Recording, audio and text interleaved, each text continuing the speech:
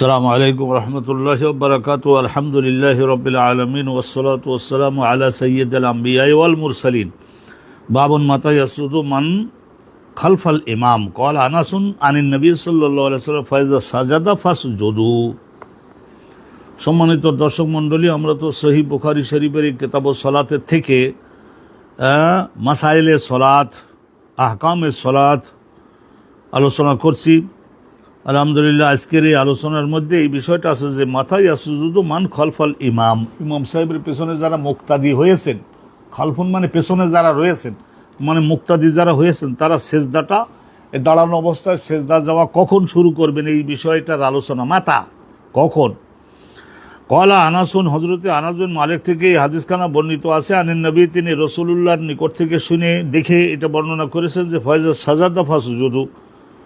নবী করিম সাল্লাল্লাহু আলাইহি ওয়াসাল্লাম সাহাবাগণকে শিখাতেন যে তোমাদের ইমাম যখন সেজদায় চলে গেছেন, মাথা রাখছেন মাটিতে গিয়ে, এখন তোমরা ফাসজুদু, তোমরা দাঁড়ানো অবস্থা থেকে সেজদা দেওয়া শুরু করো। পরিষ্কার হয়ে গেল, উনি যাবেন সেজদায়, আমরা এখন সেজদার দিকে যাওয়া শুরু করবো, মুক্তাদি যারা আছি। তো এই হেডিংটা আমরা শুনলাম, একটু সংক্ষিপ্ত একটা জবাব তো পাইলাম। মাথা ইয়াসজুদু মান খালফাল ইমাম, ইমামের পেছনে মুক্তাদিগণ সেজদায় কখন যাওয়া শুরু করবেন। তো এখন হাদিস শুনে নিচ্ছি। হাদাসানা মুসাদ্দাদুন ক্বালা হাদাসানা ইয়াহইয়া ইবনে সাঈদ আন সুফিয়ান। এখানে সুফিয়ান বলতে সুফিয়ান সাউরি, সুফিয়ান সাউরি মুরাদ, সুফিয়ান সাউরি। ক্বালা হাদাসানি আবু ইয়াসহাক ক্বালা হাদাসানি আব্দুল্লাহ ইবনে ইয়াজিদ ক্বালা হাদাসানি বারা ইবনে আযিব। আল্লাহর নবীর একজন তরুণ বয়সের সাহাবী উনি ছিলেন। ওহুয়া গায়রু কাযুব, সব সময়ের জন্য এত সোজা সরলপন্থী ছিলেন। ওহুয়া গায়রু কাযুব, সব সময়ের জন্য তিনি মিথ্যুক ছিলেন না, সব সময়ের জন্য সিদক অবলম্বন করে বক্তব্য দিতেন। হযরত বারা বিন আযিব ক্বালা, তিনি বলেছেন যে কানা রাসূলুল্লাহ ইযা ক্বালা, নিশ্চয় নবী করিম সাল্লাল্লাহু আলাইহি ওয়াসাল্লাম ইযা ক্বালা সামিআ আল্লাহু লিমান হামিদাহ, ওই রুকু থেকে উঠবার সময় তো বলতে হয় না, ইমাম বলে সামিআ আল্লাহু লিমান হামিদাহ, এর অর্থ হলো লিমান হামিদাহু। তাইলে এখানে অর্থ হলো কি, সামিআ মানে অবশ্যই দোয়া কবুল করেন, সাড়া প্রদান করেন। সামিআ মানে শোনেন, শোনেন মানে কি, আজাবা, আল্লাহ রাব্বুল আলামিন প্রার্থনা, প্রশংসা, গুণগান, বর্ণনা, এসব কিছুই আল্লাহ রাব্বুল আলামিন শোনেন। শোনেন মানে কবুল করেন, সাড়া দেন। লিমান হামিদাহ, ওই সমস্ত লোকদের যারা আল্লাহ রাব্বুল আলামিন প্রশংসা করে, প্রশংসা করে মানে ইবাদত করে। তা এরকম রাসূলুল্লাহ যখন রুকুতে থেকে উঠার সময় বলছেন সামি আল্লাহু লিমান হামিদাহ, সামি আল্লাহু, এখানে হু তো ওই আল্লাহ শব্দ শেষের হরফটা, সামি আল্লাহু। তারপরে হলো লে মান, সামি আল্লাহু, অনেক সময় হলে মান বলে, সামি আল্লাহু লিমান হামিদাহু। তাহলে তখন লাম ইয়াহনু, এখানে লাম ইয়াহনু, হা নুন ওয়াও, ভালো করে ধরবেন, হা নুন ওয়াও, যেমন নাকি দাল আইন ওয়াও, ওরকম লাম ইয়াহনু, লাম ইয়াদউ, এই ওজনের হবে। তখন আমাদের মধ্যে কেহ, হযরতে বারা বিন আযিব বলছে আমাদের মুসল্লিদের মধ্য থেকে কেহই তার নিজের পিঠ বাঁকা করে নাই। ওই সামি আল্লাহু লিমান হামিদা বলে রাসূলুল্লাহ যখন উঠতেন তখন আমাদের মধ্যের কেহ পিঠ বাঁকা করে নাই সেজদায় যাওয়ার জন্য, বিলকুল না। আহাদুন মিন্না জহরাহু, তাইলে কখন এই সেজদায় যাওয়ার জন্য পিঠ ধনুকের মতো বাঁকা করে সেজদায় যাওয়ার চেষ্টা আমাদের মধ্যে কখন করতাম? হাত্তা ইয়াকা আ, হাত্তা ইয়াকা, হাত্তা আইয়াকা আ, এর হাত্তার বাম্বার সবসময়টা আন থাকে। হাত্তা ইয়াকা আন, নবী করিম সাল্লাল্লাহু আলাইহি ওয়াসাল্লাম যখন সেজদায় গিয়ে মাথা রাখতেন, ওই সময় আমরা নিজেদের এইভাবে দেহটাকে বাঁকা করে আমরাও সেজদার দিকে যাওয়া শুরু করতাম। সুম্মা নাকাউ সুজুদান বাদাহু, রাসূলুল্লাহ সেজদা যাওয়ার পরে তারপরে সুন্দরভাবে আমরা নাকাউ ওয়াকা ইয়াকিউ ইয়াকাউ সুজুদান, আমরাও মুসল্লিগণ আমরাও সেজদায় যেতাম। পরিষ্কার জবাব পাওয়া গিয়েছে যে ইমামের পেছনের মুক্তাদিগণ সেজদায় কখন যাবে নিশ্চয় ক্লিয়ার হয়ে গেছে আমাদের কাছে। আর ছোট্ট একখানি সনদের একটা বক্তব্যের উপরে দৃঢ়তা আনবার জন্য এরকম ইমাম বুখারী করে থাকেন। হাদাসানা আবু নুআইম, ইমাম বুখারীর আরেকজন শিক্ষক ছিলেন হাদাসানা আবু নুআইম। ওই আগের যে সনদ ওখানে মুসাদ্দাদ ছিলেন, আর এখানে আবু নুআইম, তার শিক্ষক হলো হাদাসানা সুফিয়ান। সুফিয়ান বলতে ওই সুফিয়ান সাউরি।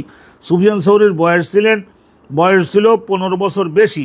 সুফিয়ান ইবনে উয়াইনার বয়স ছিল 15 বছর কম, কিন্তু দুইজন তাবিঈ, একজন কুফা বসরায় দাফন হয়েছেন আর একজন মক্কার জান্নাতুল মুআল্লায়। এই দুইটা মনে রাখবেন। কিন্তু দুইজন কিন্তু তাবিঈ, সাহাবাগণের সরাসরি ছাত্র। তাবিঈ মানে তারা সকলে জান জীবন দিয়ে আল্লাহ রসুলের তৈরি করা সাহাবাগণের মুত্তাবে মানে অনুগামী অনুসারী কঠোরভাবে হয়েছিলেন, তাদেরকে বলা হয় তাবিঈ। সুফিয়ান সাউরি, তার ওস্তাদ আবু ইসহাক। নাহওয়াহু মানে ওই একই ধরনের মানে মর্ম একই, ভাষা একটু উইথ লিটল চেঞ্জ, তো এটারে বলে নাহওয়াহু। আর মিসলাহু যদি বলতেন তাহলে একবার ভাষা এবং মর্ম উভয়টাই একই, কিন্তু তা না, এখানে হলো নাহওয়াহু, মনে রাখবেন। আলহামদুলিল্লাহ। তাইলে মুক্তাদিগণ সেজদায় যাওয়ার জন্য নিজেদের এই পিঠ বাঁকা করা কখন শুরু করবেন সেটা আমরা জানলাম। এখন আর একটা নতুন বাবু ইসমমান রাফা রাহসাহু ক্বাবলাল ইমাম। অনেক সময় দেখা যায় ঘাড় তেড়া মতো লোক থাকে, অবাধ্যতা করা যাদের অভ্যাস। তো আল্লাহ রাব্বুল আলামিন আমাদের সকলকে ক্ষমা মার্জনা করেন, মানুষের তো ভুল ত্রুটি হয়ে থাকে। সেজদার থেকে মাথা উঠাইয়ে ফেলে, ইমাম এখনো সেজদার থেকে মাথা উঠায় নাই। মনে করেন 2-1 ইমাম থাকে না একটু বয়স্ক এবং 2-1 তসবিহ বেশি পড়েন, তাহলে ইমামের আগেই নিজের মাথা উঠাইয়ে মানে দাঁড়াই যাওয়ার জন্য চেষ্টা করতে, তার কি পাপ হবে এই বাবের মধ্যে সেইটা আল্লাহ নবীর পক্ষ থেকে জানানো হচ্ছে, যাতে করে কেউ এই রকমের কাজ না আমরা করি। হাদাসানা হাজ্জাজ ইবনে মিনহাল, ইমাম বুখারীর শিক্ষক হচ্ছেন হাজ্জাজ ইবনে মিনহাল, তার শিক্ষক হচ্ছেন হযরত শুবা, তার শিক্ষক মুহাম্মদ ইবনে জিয়াদ। তিনি বলছেন সামিআতু আবু হুরায়রা, আমি শুনেছি হযরতে আবু হুরায়রা রাদিয়াল্লাহু তাআলা আনহুকে। মুহাম্মদ ইবনে জিয়াদ বলছেন যে তার মানে আবু হুরায়রার ছাত্র তার মুহাম্মদ ইবনে জিয়াদ বলছে যে আমি সরাসরি শুনেছি আবু হুরায়রা, তার মানে সাহাবীর ছাত্র, তার মানে তাবেঈ। আনিন নবী, তিনি রাসূলুল্লাহ সাল্লাল্লাহু আলাইহি ওয়াসাল্লাম নিকট থেকে শুনে বলেছেন, কলা ইম্মা মা ইয়াকশা, মা আলা আলা আমা হা, এই 3টা শব্দ অমনোযোগী শ্রোতাকে মনোযোগী বানাবার জন্য গুরুত্বপূর্ণ বাক্যের প্রথমে এটা বলে নেওয়া হয়, যে কোনো একটা। আলা আমাহা হুরুফে তাম্বি বলে 3টাকে। আমা ইয়াকশা আহাদুকুম, তোমাদের মধ্যে কেহ কি এই ভয়ে ভীত নয়? অথবা রাসূলুল্লাহ সাল্লাল্লাহু আলাইহি ওয়াসাল্লাম বলেছিলেন যে লা ইয়াকশা, লা ইয়াকশা, মা ইয়াকশা, অর্থ একই, শব্দ ভিন্ন ভিন্ন। লা ইয়াকশা, তোমাদের মধ্যে কেউ কি এই ভয় ভীত নয়? আহাদুকুম, তোমাদের মধ্যে একজন মুমিন ব্যক্তি, ইযা রাফা রাসাহু, সে যদি ইমাম সাহেব এখনো মাথা তোলে নাই সিজদার থেকে, কেউ যদি নিজের মাথা আগে উঠাই ফেলে, তার মানে সে তো অবাধ্য টাইপের ফলোয়ার। ক্বাবলাল ইমাম, ইমামের আগে, ইয়াজআলাল্লাহু রাসাহু রাসা হিমার, তাহলে আল্লাহ পাক রব্বুল আলামিন কি করবেন? ইয়াজআলাল্লাহু রাসাহু, তার মাথাটাকে মানে পুরো মাথাটাকে বানাই দিতে পারেন আল্লাহ রাব্বুল আলামিন। দয়া করে বানাইয়ে দেন না, কিন্তু বানাই দিতে তো পারেন। রাসা হিমার, একটা গর্ধবের মাথার মতো, এই যে একটা গর্ধবের মাথা, গর্ধব কেন গর্ধবের মাথার মতো এর মাথা বানাই দেবে? কারণ কি, সে গর্ধব যেমন নাকি কখনোই তার মালিকের শাসন মানতে চায় না, মালিক যদি বলে এইটা, তা সে যায় তার উল্টাটায়। তাই এই লোকটাও তো তাই করছে। আও ইয়াজআলাল্লাহু সূরাতাহু, আবার উনি বলছেন যে আমার একটু সন্দেহ হয় যে রাসূলুল্লাহ এটা বলেছিলেন মাথা বলেছিলেন নাকি মুখমণ্ডলটাকে, মাথা ঠিক রেখে মুখমণ্ডলটা যেটা মানুষ সবসময় দেখে সেইটাকে আল্লাহ আংশিকভাবে বানাইয়ে দিতে পারেন সূরাতা হিমার, একটা গর্দবের চেহারার মতো। আল্লাহ ক্ষমতা রাখেন। তাইলে এইটা হলো কি জানেন, এটাকে আরবি ভাষায় বলা হয় মাসখুন, মিম সিন খা বলা হয়, মিম সিন খা, মাসখুন। মাসখুন শব্দের অর্থ হলো আকৃতি পরিবর্তন করে দেওয়া। তা মাথা সহ দিতে পারেন, অথবা মাথা ঠিক রেখে মুখমণ্ডলটা যেটা সাধারণ সামনের অংশটা এটা করে দিতে পারেন। কি কারণে করে দিবেন? কিয়ামতের আগে এরকম হবে খাসফুন আর মাসখুন। খাসফুন মানে ভূমিধস। এক এলাকার জনগণ মহাপাপ করে, তো তাদের ওই জনপদটাকে 1-2 মাইল 5 মাইল একটা থানা সহকারে আল্লাহ মাটির নিচে দাফন করে দিবেন, যে তোমাদের জ্যান্ত পুঁতে ফেললাম আমি মাটিতে। কারণ আল্লাহ রাব্বুল আলামিন শুধু রহিম ও রহমান শুধু না, রহিম রহমান রাউফুম বিল ইবাদ, গফফার এবং গফুর শুধু তো না, তা দিলে জগৎ চালান যায় না। তো আল্লাহ রাব্বুল আলামিন কাহ্হারও আছেন, জব্বারও আছেন, শাদীদুল ইন্তেকামও আছেন, মালিকে ইয়াউমিদ্দিনও আছেন। আল্লাহ পাক রব্বুল আলামিন অবশ্য আছেন না। তো কিয়ামতের পূর্বে ভূমি ধসও বহু জায়গায় ঘটবে, আল্লাহ নবী জানিয়ে গিয়েছেন। আর কিয়ামতের আগে বহু সংখ্যক মানুষকে আল্লাহ জীবন্ত রাখবেন, কিন্তু তাদের পুরা দেহটাকে বান্দরের মতো বানিয়ে দিবেন, গোড়া শুকরের মতো বানিয়ে দিবেন, অথবা কি করবেন মাথাটাকে, পুরা মাথাটাকে গর্দবের মাথার মতো বানিয়ে দিবেন, অথবা পুরা মুখমণ্ডলটাকে গর্দবের মতো বানিয়ে দিবেন, শুকরের মতো বানিয়ে দিবেন, বান্দরের মতো বানিয়ে দিবেন। আবার অনেকেই ব্যাখ্যা দিয়েছেন যে আকৃতি মানুষেরই থাকবে, কিন্তু স্বভাব, খাসলত, চরিত্র, চিন্তা, চেতনা এই সব কিছু হয়ে যাবে। এই ধরনের বিভিন্ন রকমের ব্যাখ্যা আছে, সংক্ষেপে বলে দিলাম। কিন্তু তাইলে অনুসরণ করতে হবে, তার মানে এখান থেকেই আনুগত্য করবার মাদ্দা, মাদ্দা মানে মূল যোগ্যতা সৃষ্টি করে দেওয়া, এটা হলো নামাজের উদ্দেশ্য। বাবু ইমামাতুল আবদে ওয়াল মাওলা ওয়া কানাত আয়েশাতু ইয়াউমুহু আবদুহা যাকওয়ান মিনাল মুসহাফ। শোনেন, এখানে একটা জিনিস আপনাদের, এখন একটা নতুন একটা বাব আলোচনা করা হচ্ছে, হযরত ইমাম বুখারী করতেছেন। ইমামাতুল আবদ, এখনো পর্যন্ত যে কৃত দাস আছে, কৃত দাস এখনো সে আছে। আরে বাবা, গরিব মানুষ ছিল, কৃত দাস মনে করে নেন, শ্রমিক, লেবার, নিম্নমানের কাজ করে, ঝাড়ুদার, রিক্সা চালায়, ইট ভাঙ্গে, এ সমস্ত নিম্নমানের পেশা বর্তমান জমানায় করে না আমাদের অনেক ভাইয়েরা, আমাদের অনেক আপারা এরম করে। তাতে কোনো দোষ নাই, যদি সে ভালো কোরআন পড়নেওয়ালা হয়, ভালো ওই রকম যদি নেক আমলওয়ালা হয়, তাহলে সে নামাজের মতো মহা গুরুত্বপূর্ণ ইবাদতের ইমামতি করতে পারে। আমি নিজে সৌদি আরবে দেখছি, জেদ্দায় দেখছি, মক্কায় দেখছি, মক্কার মানে একটু কর্নার অব দি সিটি, ওই সমস্ত জায়গায় দেখছি বাংলাদেশের একজন ঝাড়ুদার, কিন্তু অনেক সুন্দর কোরআন শরীফ পড়ে, ওখানে গেছে হাফেজে কোরআন, কিন্তু সে কোন পদে চাকরি করে সেইটার দিকে ওই সৌদি আরবের লোকরা তারা তাকায় না। মাগরিবের নামাজের সময়, ঈশার নামাজের সময় ওই সৌদি আরবের নাগরিকরা বলছে, ভাই আব্দুল জব্বার, তুই একটু নামাজটা পড়া, সুন্দর কোরআন শরীফ পড়িস। তো আলহামদুলিল্লাহ রাব্বিল আলামিন। তাইলে ইমামাতুল আবদ এটা কৃতদাস ব্যক্তি এখনো, তাইলে till now he is a slave, এখনো পর্যন্ত কৃতদাস আছে, সে নামাজের ইমামতি করতে পারবে। ইসলামের এমন একটা আইন শুদ্ধ আছে। ওয়াল মাওলা, মাওলা শব্দের অর্থ হলো মাতুক, মানে আগে কৃতদাস ছিল, এখন তাকে স্বাধীন করে দিয়েছে, এলেম কালাম মোটামুটি শিখছে, ভালো কোরআন পড়ে, আলহামদুলিল্লাহ, সেও ইমামতি করতে পারবে। ওয়াকানাত আয়েশা, তো আর আয়েশা সিদ্দিকা রাদিয়াল্লাহু তাআলা আনহা, ওনার যখন বয়স বেশি হয়ে গেল, ওনার পরে 60-এর কাছাকাছি, তার মানে মহিলারা 60-এর কাছাকাছি যাওয়া, তার মানে অনেক দেহ দুর্বল হয়ে গেছে। তা এখন ঘরের মধ্যে যে নফল নামাজ টামাজ পড়ছে না, ইয়া উম্মুহা আবদুহা যাকওয়ান, তো ওনার সামনে দাঁড়াইয়ে আরো আরেক লাইন দাঁড় করাই দিতেন, বলে তোরা সকলে আমার সামনে দাঁড়াইয়ে নামাজ পড়। আর মহিলাদের নিয়ে উনি পেছনে আর এক কাতার, 2 কাতার মহিলারা থাকতো, সামনে 1-2 কাতার ওনার ছাত্র বাত্র থাকতো। ইয়া উম্মুহা আবদুহা, তাহলে ওনার একজন কৃত দাস ছিল, তখনও তাকে মুক্ত করেন নাই, তার নাম ছিল যাকওয়ান। ওনাকে বলতেন, ও যাকওয়ান, তোমার গলার আওয়াজটা খুব সুন্দর লাগে, ইয়া উম্মুহা, তুমি একটা কাজ করো, আমার এই নামাজটার ইমামতি করে দাও মিনাল মুসহাফ। তার মানে ওই সময়ে ওই 16 আনা মুখস্থ এখনো তার হয় নাই, কিছু কিছু সূরা জানে, কিন্তু এক সূরা তো আর সবসময় পড়া চলে না। তো বলছে যে এই সামনে এটা মুসহাফ একটা রাখো, ওই বড় বড় হাতে লেখা মুসহাফ রাখো, ওখানে রেখে তারপর দেখে শুনে পড়ো, কিন্তু সুন্দর করে পড়ো, মাগরিবের নামাজে, ঈশার নামাজে, ফজরের নামাজে এরকম ভালো করে পড়বো, আমরা একটু তোমার কণ্ঠে কোরআন তেলাওয়াতটা একটু শুনবো। ওয়ালাদিল বাগি, অনুরূপভাবে মনে করুন, মা জেনাকারিনী ছিল এক সময়, বাবা ছিল তো ছিলই, জাহিলি জামানায় কত কিছু হয়ে গেছে না। তো তার জেনাকারিনী একজন মহিলার পেটে এখন ওই যে ওর বাপের রক্তে হয়েছে নাকি যার সঙ্গে তার স্বামী স্ত্রীত্বের সম্পর্ক নাই এইরকম একজন পুরুষের রক্তে হয়েছে, তা সেটা হারামজাদা বলা। বাবা হারামজাদা তো ওই বাচ্চার তো কোনো দোষ নাই, তার তো কোনো পাপ নাই, ভবিষ্যতে আলেম হয়েছে, সে নামাজ পড়াতে পারবে। ওয়াল আরাবি, এখানে অনেক রকমের আমাদের ইসলামের পণ্ডিতগণ তারা অনেকেই বলেছেন যে এইটা যদি জানাজানি হয়ে গিয়ে থাকে যে ইনি এই ধরনের গৃহ থেকে এসেছেন, তাহলে আলহামদুলিল্লাহ অনেক সময় দেখা যায় যে সবাই তাতে একটু অপছন্দ করতে পারে। তো সেই জন্যই অনেকেই বলেছেন যে এটা নামাজ শুদ্ধ হয়ে যাবে, ফরজ আদায় হয়ে যাবে, কিন্তু এটা এই ধরনের করাটা অনুচিত।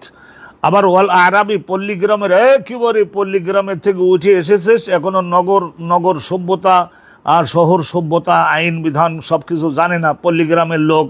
তো অতএব সেও যদি ভালো কোরআন পড়নেওয়ালা হয়, সলাতের মাসালা মাসাইল জানে, তাহলে তার পেছনে নামাজও শুদ্ধ হবে। ওয়াল গোলামুল্লাজিলাম ইয়াহতালেম, আর ওই সমস্ত ছোট ছোট ছেলে মনে করেন যে 8, 9, 10, 11 বছরের বাচ্চা, আল্লাজিলাম ইয়াহতালেম, এখনো পর্যন্ত বালেগ হয় নাই, ইহতেলাম হয় নাই, তার এখনো বালেগ হয় নাই, কিন্তু আলহামদুলিল্লাহ সে যদি দেখা যায় যে 9, 10, 11 বালেগ এখনো হয়নি, কিন্তু সুন্দর কোরআন পড়তে পারে, একেবারে মধুর কণ্ঠে পড়তে পারে, তার ইমামতিতেও নামাজ হয়ে যাবে। লিকাউলিন নবী রাসূলুল্লাহ সাল্লাল্লাহু আলাইহি ওয়াসাল্লাম তিনি ব্যাপকভাবে অনুমোদন দিয়েছেন। রাসূলুল্লাহ বলেছেন ইয়া উম্মুহুম আকরাউহুম লিকিতাবিল্লাহ, ইয়া উম্মুহুম, মুসলমানগণের ইমামতি করতে পারবে ওই সমস্ত পুরুষ লোকেরা, আকরাউহুম লিকিতাবিল্লাহ, তাদের মধ্যে উপস্থিত মুসলমানদের মধ্যে যারা বেশিরভাগ কি করে, সুন্দরভাবে পড়তে পারে, কোরআন শরীফকে ভালোভাবে পড়তে পারে, শুদ্ধভাবে পড়তে পারে, কলিজা দিয়ে পড়তে পারে। এবং আকরাউনের এর আর একটা তফসির করেছেন আলামু মানে অধিক পরিমাণের এলেমের অধিকারী, যে কোরআনের মধ্যে বর্ণিত এলেমগুলি যার যত বেশি জানা থাকবে সেই ব্যক্তি সলাতের ইমামত করবে। ওয়ালা ইউমনাউ আল আবদু মিনাল জামাতে বিগাইরি ইল্লাতিন, আর এখানে আর একটা কথা ইমাম বুখারী হুজুর বলে দিচ্ছেন, এখানে হাজা কওলুল বুখারী, ইমাম বুখারী হুজুরের নিজের একটা ছোট্ট নিজের পক্ষ থেকে দেওয়া একটা মশলা। ওয়ালা ইউমনাউ আল আবদু, একজন লোকের কৃত দাস এখন খুব বেশি জরুরি কোনো কাজকর্ম বাসায় নাই, তা সে যদি জামাতে নামাজ আদায়ের জন্য যেতে চায়, তাহলে তার মালিকের জন্য আইনসম্মত হবে না যে ওই কৃত দাসটাকে বাধা দেওয়া, না না না না না না, কাজ থাক বা না থাক আমার এখানে বসে থাকতে হবে, মসজিদে যেতে পারবে না, বেগাইরে ইল্লাতিন, বিনা কারণে। মহাজরুরি কাজ যদি থাকে তাহলে মালিক তাকে বলতে পারবে এই মহাজরুরি কাজ, আমি মরে যাচ্ছি, এখন আমার কাছে ধারে থাকা তোর দরকার, তার যেসব তখন তো পারবে। কিন্তু বিনা কারণে জামাতে নামাজ আদায় করবার জন্য যদি যেতে চায় কৃত দাস, তাহলে তাকে বাধা প্রদান করতে পারবে না, এটা ইসলামের আইনে নাই, মালিকের জন্য এটা আইন সম্মত হবে না। এটা হেডিংটাই বিরাট, 3 লাইনের হেডিং হযরতে ইমাম বুখারী হুজুর দিলেন, আমরা সকলে অনুবাদ করে জেনেও নিলাম। এখন এর পক্ষে উনি হাদিস আনবেন, আলহামদুলিল্লাহ এই 2-3টা হাদিস যে আনতেছেন সেইটা আমরা শুনে নিচ্ছি, আরো স্পষ্ট হব। হাদাসানা ইব্রাহিম ইবনে আল মুনজির, তিনি বলছেন হাদাসানা আনাস ইবনে ইয়াজ, এই আনাস মানে ওই আনাস না, আনাস ইবনে ইয়াজ আন উবাইদুল্লাহ বর্ণনা করছেন আন নাফি আন আব্দুল্লাহ ইবনে ওমর, তিনি বলছেন আব্দুল্লাহ ইবনে ওমর বলছেন লাম্মা কাদিমাল মুহাজিরুন আল আউয়ালুন, প্রথম পর্যায়ে যে সমস্ত মুহাজির মক্কা থেকে হিজরত করে তারা সকলে মদিনাতে আসছিলেন, লাম্মা কাদিমাল মুহাজিরুন আল আউয়ালুন, শেষের দিকে তো অনেকেই আসছিলেন, কিন্তু রাসূলুল্লাহ সাল্লাল্লাহু আলাইহি ওয়াসাল্লাম আগমনের পূর্বেও তো রাসূলুল্লাহ বলেছিলেন না যে তোমাদের জন্য ওই মদিনাতে থাকবার খাওয়ার অন্য যাবতীয় সুব্যবস্থা হয়েছে আল্লাহর রহমতে, এখন তোমরা চুপে চুপে সুযোগ সুবিধা মতো ঘোষণা না দিয়ে তোমরা মদিনাতে চলে যাও। তো অনেকেই চলে গেছিলেন না, এই একটু আসি ছাগল খেদাই দিয়ে আসি, এই কথা বলে মাঠের দিকে গেলেন, আর ওখান থেকে ছাগল বাড়ির দিকে পাঠিয়ে অবশ্য দিলেন, মালিকের ছাগলগুলা তো অবশ্যই বাড়ির দিকে মক্কার দিকে পাঠিয়ে দিলেন, কিন্তু দিয়ে আর নিজে আর আসলেন না, ও যে উত্তর দিকে রওনা দিয়েছেন চলে গেলেন। তো লাম্মা কাদিমাল মুহাজিরুন আল আউয়ালুন, রাসূলুল্লাহর হিজরতের পূর্বে যারা হিজরত করছিলেন মদিনায় পৌঁছে গেছিলেন, তারা যখন আগমন করলেন, কাদিমা মানে আগমন করলেন, আল উসবাতু মানে ছোট্ট ছোট্ট দলে বিভক্ত হয়ে তারা সকলে আসলেন, এক দল তারা ছিলেন। মওদার মনে করেন 30-40 জন হবে, মওদা আনবে কুবার একটা নির্ধারিত একটা স্থানে ওনারা যাইয়ে থাকতেন, কুবা নামক গ্রামের। কবলা মাকদামে রাসূলিল্লাহ, রাসূলুল্লাহ সাল্লাল্লাহু আলাইহি ওয়াসাল্লাম তখনও আবু বকর সিদ্দিকের সঙ্গে নিয়ে উনি মদিনাতে হিজরত করে এখনো আসেন নাই। তা ওই সময় তখন তো নামাজ ফরজ হয়ে গেছে, হিজরতের 1 বছর আগে তো মক্কাতে নামাজ ফরজ হয়েছে, তাহলে এখন যারা মদিনায় গেলেন তারা তো নামাজ পড়তেন, কার নেতৃত্বে নামাজ পড়তেন সেইটা বলছেন যে কানা ইয়াউমুহুম সালেম, ওই সমস্ত মুসলমানগণের ইমামত করতেন সালেম, সালেম করতেন সালেম। এখন এটা কোন সালেম জানেন? এটা ওই সালেম না, এটা অন্য আর একজন সালেম। ওই সালেম বলতে হযরতে আব্দুল্লাহ ইবনে ওমরের ছেলে সালেম না, এটা অন্য আর একজন সালেম। ইনি হচ্ছেন মাওলা আবু হুজাইফা। আবু হুজাইফার মাওলা, মাওলা মানে এককালে কৃতদাস ছিল, স্বাধীন করে দিয়েছে। আরবি ভাষায় ওকে মাআতুক বলে, মাআতুক, এতকুন মানে স্বাধীন করে দেওয়া, মাআতুক যাকে স্বাধীন করে দেওয়া হয়েছে। তো এখন বর্তমানে স্লেভ না, কৃতদাস না। ওয়াকাদা আকসারুহুম কুরআনান, ওই যে 30-40 জন গেছিলেন তাদের সকলের মধ্যে কোরআন বেশি সুন্দর সুর দিয়ে আর সুন্দর করে পড়তে সক্ষম ছিলেন। তো ওই যে কুবার ওই গ্রামে থাকতেন, তো ওই জায়গায় জামাতের নামাজ উনি সুন্দর করে পড়াতেন, আলহামদুলিল্লাহ সুন্দর করে পড়াতেন। তাইলে দেখুন কৃতদাস নামাজ পড়াতেন। তাহলে ইসলামে এত সুন্দর নাগরিক অধিকার। আর একখানা হাদিস তো শুনলেন, একখানা হাদিস তো শুনলেন কৃতদাস তাদের মসজিদে যাওয়ার ব্যাপারে বাধা প্রদান করা যাবে না। আর ইমামতি করবে ও কোরআন শরীফ যে সবচেয়ে বেশি ভালো পড়েন।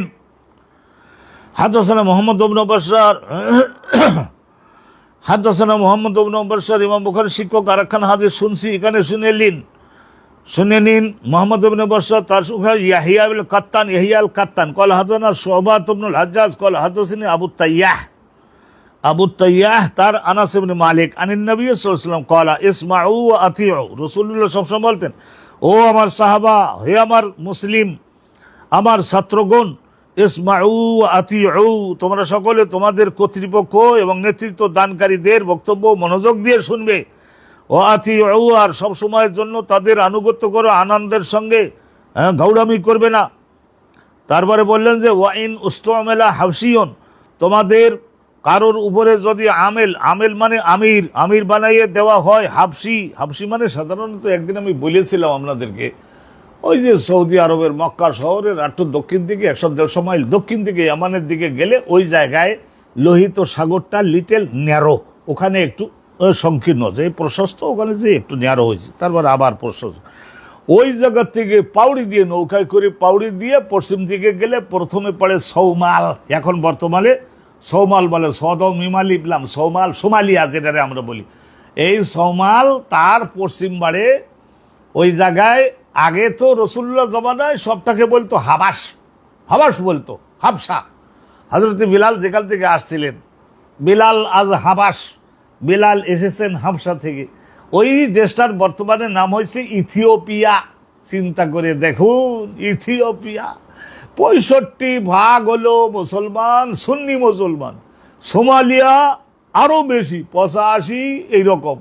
তারপরেও সেখানে ওই খ্রিস্টান, ওই ইথিওপিয়ার নির্বাহী ক্ষমতার অধিকারী।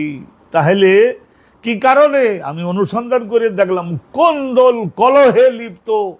মুসলমানরা বলে যে ওহে একটা খ্রিস্টানকে ক্ষমতায় আনবো, আসতে দিব, কিন্তু তোমার সঙ্গে আমার যে কোন্দল, আমি তোমাকে ক্ষমতায় বসতে দিব না, সমর্থন করব না। এই হলো মুসলমান বর্তমান যুগের।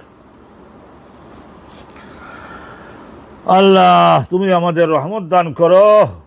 তাহলে রাসূলুল্লাহ বলেন ওয়াইনুস্তুমেলা হাবশিয়ন, তোমাদের মধ্যে একজন হাবশি, ওই সমস্ত এলাকার লোকরা ভীষণ কালো হয়, আর একটু নাকচাপটা হয়, আর একটু ঠোঁট মোটা হয়, এই সমস্ত জায়গায় গোস্ত খুব বেশি হয়, দেখতে একটু আকর্ষণীয় কম হয়। আর ওই পেছনের দিকে, বিশেষ করে বেটা ছেলে মহিলা, তাদের পেছনের দিকে বসবার স্থানটাকে নিতম্ব যেটাকে বলা, সেখানে একটু গোস্তের পরিমাণ বেশি হয়। আলহামদুলিল্লাহ, আল্লাহ তাআলা তাদের যেভাবে বানান সেইভাবেই তো তারা হয়। ওই ইউসুফ এরকম ফিল আরহামে কাইফা ইয়াশা, ওইসব বিষয়ে দরকার।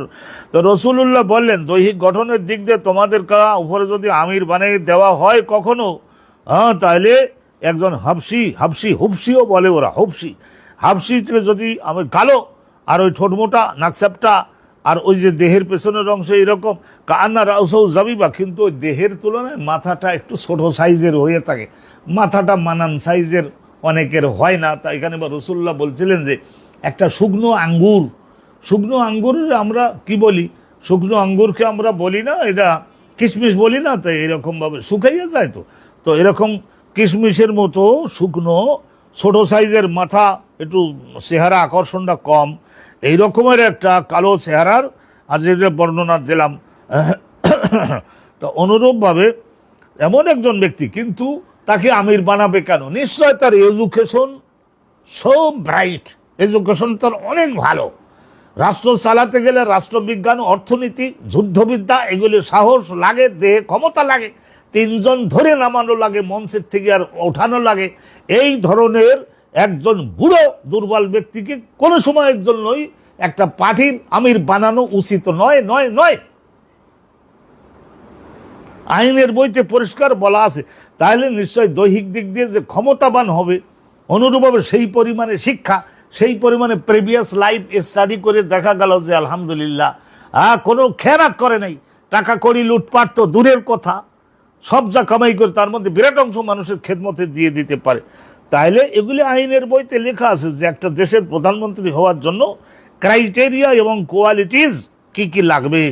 তা সেই সবগুলোর ভিত্তিতে যদি দেখা গেল যে একটা কালো রঙের এই ধরনের একটা মানুষ যদি অন্যদেরকে পিছনে ফেলে সামনে এগিয়ে যেতে পারে, তাকে যদি সবাই মিলে আমির বানায়, তাহলে রং কালো, নাক চ্যাপ্টা, ঠোঁট মোটা, পেছনে বেশি গোস্ত, অনুরূপভাবে রং কালো, এই সমস্ত দেখে তার বিরুদ্ধে যদি কেউ কিয়ামতের ময়দানে তার কয়েকদিনের জন্য হলেও কি করতে, জাহান্নামে ঘোরাইয়া আনা লাগবে, এবং ঘোরাইয়া আল্লাহর আইনে আনবেন। কারণ কি, দেশে একটা শৃঙ্খলা প্রতিষ্ঠিত হতে দেয় নাই।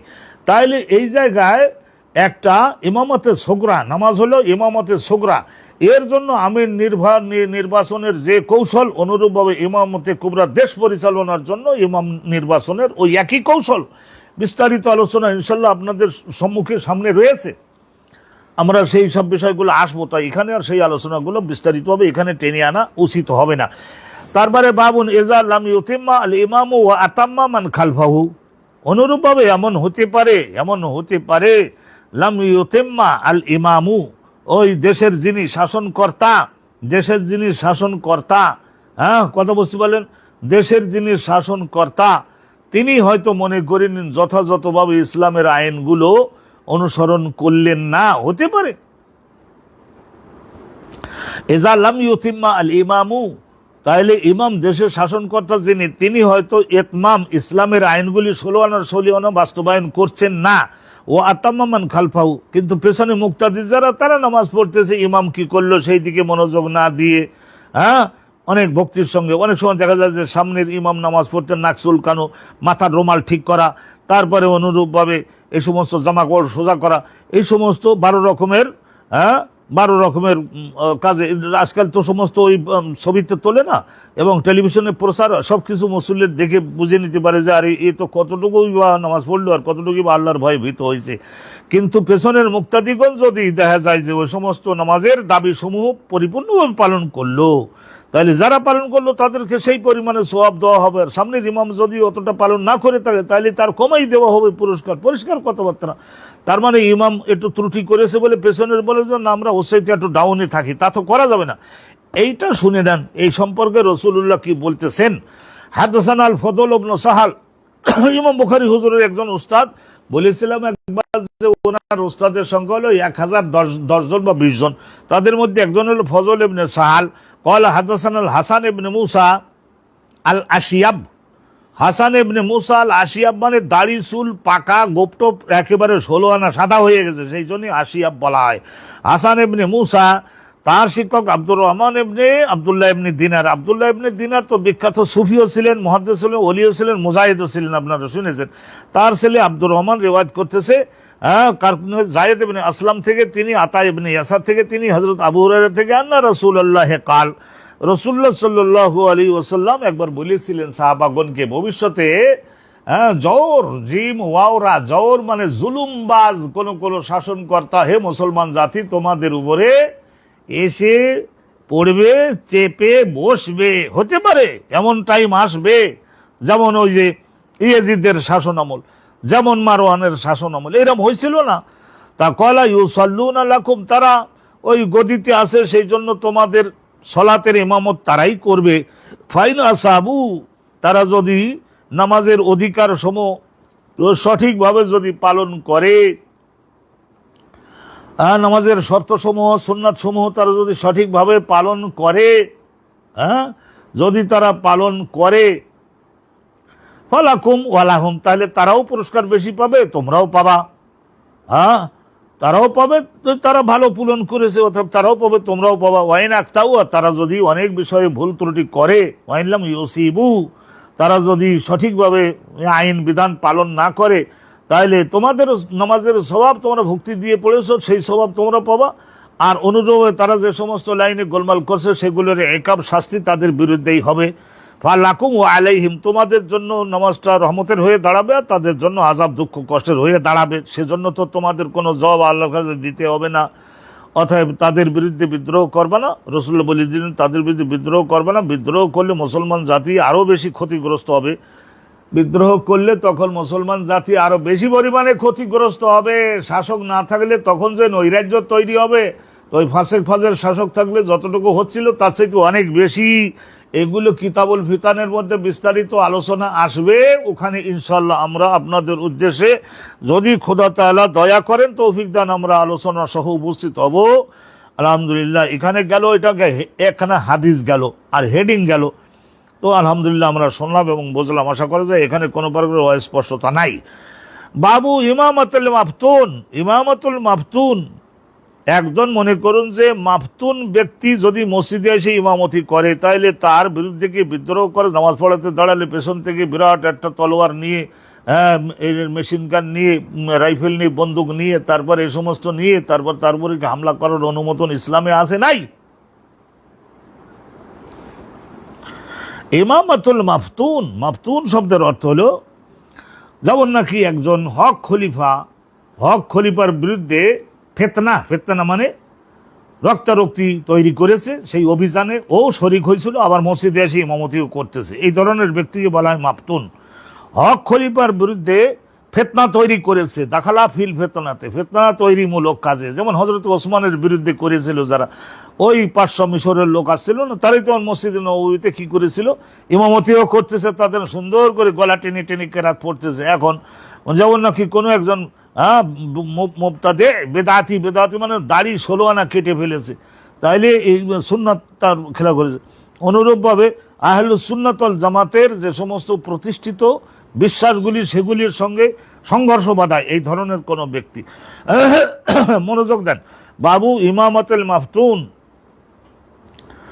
ইমামতি মাফতুন, মাফতুন মানে ওই ফিতনা তৈরিতে যারা অংশগ্রহণ করে এই ধরনের ব্যক্তিদের ইমামতিতে নামাজ পড়া যাবে কি যাবে না। ওয়াল মুবতাদে, একজন ব্যক্তি গুনাহের কাজ বহুবার করেছে, প্রমাণিত হয়েছে, তিরস্কারের আওতায় আসছে, কয়েকবার জেল খাটছে এবং সে জঘন্য অপরাধী, ওই ধরনের ব্যক্তির ইমামতি কি এখানে কি করবে, বাকি মুসলমানেরা আবার আলাদা জামাত করবে কিনা, আলাদা মসজিদ করবে কিনা, আরো বড় ফিতনা হবে।